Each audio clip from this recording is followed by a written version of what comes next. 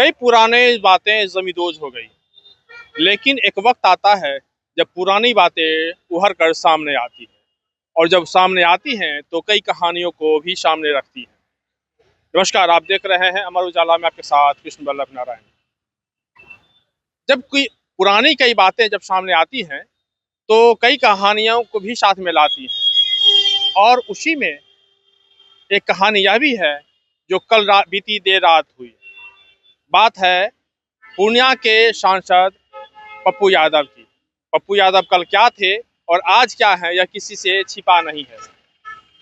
पप्पू यादव वो शख्स हैं जो जितनी आज के समय में वह एक राजनीति के एक बड़े धुरंधर कहे जाते हैं, और जितनी उम्र उनकी राजनीति में नहीं है उससे कहीं ज़्यादा समय में वह जेल में रहे हैं या फिर कचहरी के चक्कर काटे हैं, कोर्ट के चक्कर काटे हैं।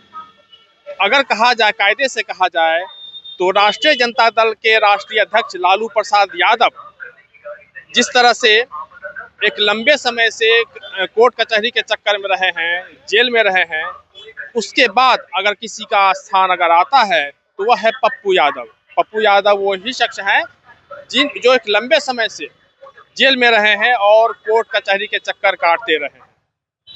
दरअसल उन पर गलत तरीके से जमीन और मकान कब्जा करने का आरोप है, और कल इसी आरोप में पटना पुलिस ने उनको गिरफ्तार किया है। कल रात में क्या क्या कुछ घटना हुई वो सब मैं आपको बता रहा हूँ। पूरी हाई तबाह हुई, पूरे हाई वोल्टेज ड्रामा चला कई घंटों तक। इसके बाद वह लाइव में भी रहे, लाइव में लगातार वो पुलिस पर हमलावर होते रहे। मुख्यमंत्री नीतीश कुमार सम्राट चौधरी पे लगातार बोलते रहे। हालांकि उन्होंने कहा कि मुख्यमंत्री नीतीश कुमार पर उन्हें भरोसा है, लेकिन ये साथ में ये भी कहा कि जो पटना की पुलिस है वह उनके साथ कुछ गलत करना चाहती है, उनकी हत्या करवाना चाहती है। लगभग कई घंटों तक हाई वोल्टेज ड्रामा हुआ। सोशल मीडिया पर सक्रिय रहे, लाइव आते रहे, पत्रकारों से बातचीत करते रहे, पुलिस प्रशासन पर आरोप लगाते रहे।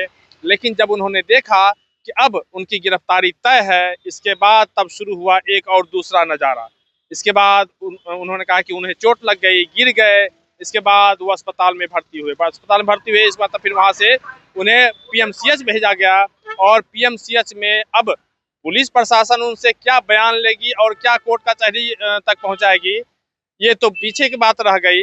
अब बात है कि आज का पूरा दिन अस्पताल में गुजर गया। अब जो कल का चूंकि समय है वो भी देखना होगा।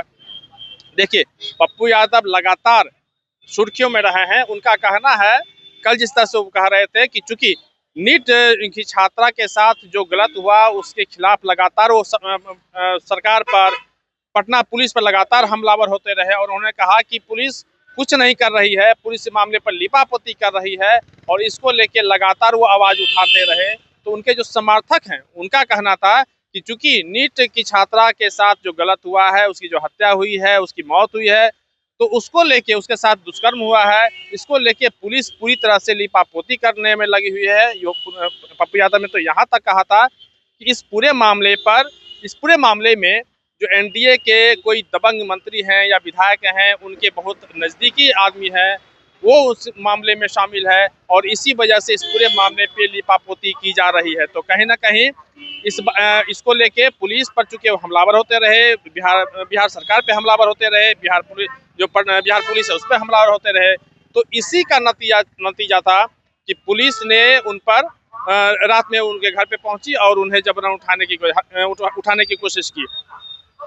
पुलिस का इस संबंध में कहना है कि चूंकि एक बहुत पुराना मामला था, उस मामले में इन पर रंगदारी और जबरन घर या जमीन कब्जा करने का आरोप था, और कई साल पुराना मामला था, और उसमें इनको कोर्ट में हाजिर होना था। कोर्ट में हाजिर नहीं हुए, इसी वजह से इनको गिरफ्तार किया जा रहा है। लेकिन जो पेपर जो दिखाया जा रहा था, कहा जा रहा है कि वह जो पेपर है वह कुर्की का पेपर था। पप्पू यादव ने तो यहाँ तक कहा कि जब आपके पास जब कुर्की का पेपर है तो आप जहाँ का कुर्की करना है वहाँ का आप कुर्की कीजिए, फिर गिरफ्तारी किस बात की, और देर रात में गिरफ्तारी करने का क्या मतलब है। तो कहीं ना कहीं पुलिस, हो सकता है कि वो मुझे मारने की साजिश रच रही है, इस वजह से देर रात में पुलिस पहुंची है और मुझे जबरन उठा रही है।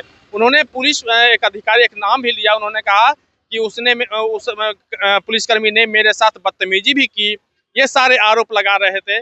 और इस तरह से जब उन्होंने देख लिया कि अब मामला अब अंतिम में गिरफ्तारी की है, तब वह गिर पड़े। और बताया जा रहा है उनके जो समर्थक हैं, उनके जो साथ रहने वाले लोग हैं, उनका कहना था कि इनके सिर में चोट लगी है और कहीं शरीर में चोट लगी है। इस वजह से उनको आनर थाना फिर अस्पताल भर्ती कराया गया। इस बार फिर पीएमसीएच ले जाया गया। पीएमसीएच में अब उनका फिलहाल अभी इलाज चल रहा है। ऐसे में अब सवाल ये है कि अब आज का जो पूरा दिन है उनके इलाज की में समय बर्बाद हो गया, समय बीत गया।